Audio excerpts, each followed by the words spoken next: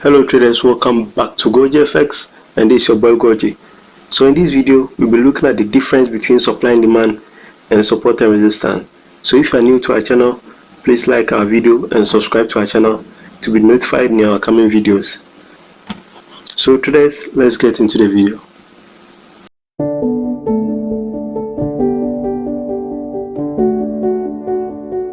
Support and resistance and supply and demand are very important when it comes to technical analysis. So let's first look at support and resistance. So when thinking about support and resistance, you should imagine these as boundaries. So we can say that there are areas on the chart where the price could break through an instant bounce off from. So if you look at our chart, you can see on our first chart, you can see a red line being drawn. That is our support line, which turn resistance, and currently we can see prices around that. So that point become our resistance level, where we'll be expecting price to either break and retest and continue to move. So anytime we talk about support and resistance, you are looking at boundaries or levels where price will mostly bounce off or respect. So let's also look at supply and demand. So your first thought should be on buyers and on sellers imbalance. So anytime that we are talking about supply and demand, we are talking about levels which price tend to consolidate after we see an impulse move from that level. So let's look at our chart here. We can see this level is an imbalance level where we see there is a supply and we saw there's a strong push to the upside. So let's look at this level on our chart. You can see that this level is our demand level where you were expecting price to push up to the upside, and we saw that impulse move to the outside, which indicates that this level there were a lot of buyers at that point. If you also look at this point on the chart, you can see that as the market was around this level, the market supplied to the downside. So these are key levels compared to support and resistance, which are zones where price bounce off and respect. So now if you are trying to compare support and resistance to supply and demand, or if you want to understand these two, you have to take note that support and resistance are zones which act as boundaries, or they are past levels that price tend to remember. And also if you look at supply and demand, we can say these are zones where buyers and sellers gather momentum to drive price either up or down.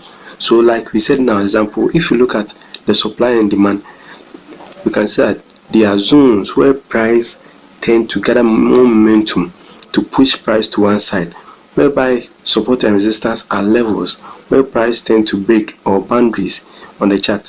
So we can say that we can use supply and demand to create strategy, but this one will be our levels that you'll be looking at for this strategy. So now let's look at how to find this momentum to be able to identify these levels.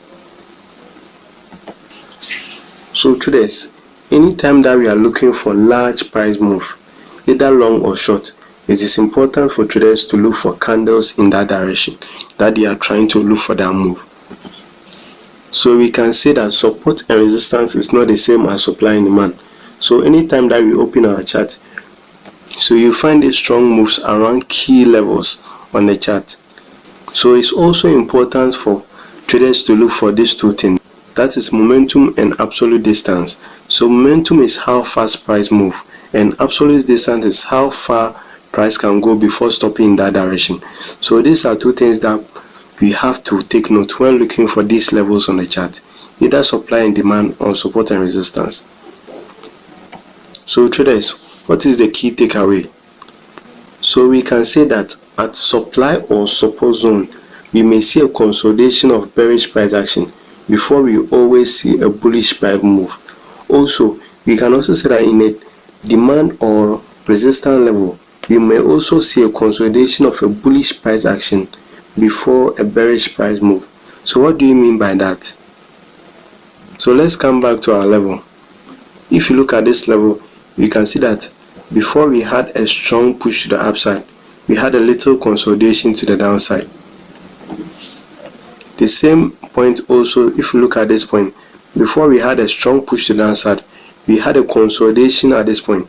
So anytime that you are looking for supply and demand, it's always important to look for these zones on price. That's where price can bounce off, or where price buyers and sellers are strongly at, where they can move price around. So traders, we can say that supply and demand is the core of what trading is. So when you are looking at supply and demand, you have to understand what is going on at the key price that you are looking, and also you have to know how to work with it and what will drive price to the direction that you are looking at. And also it is important to identify your support and resistance level. So traders, now we have been able to differentiate between support and resistance and supply and demand. That's all for this video. I hope you found it helpful. Please like and subscribe to our channel. See you in the next video.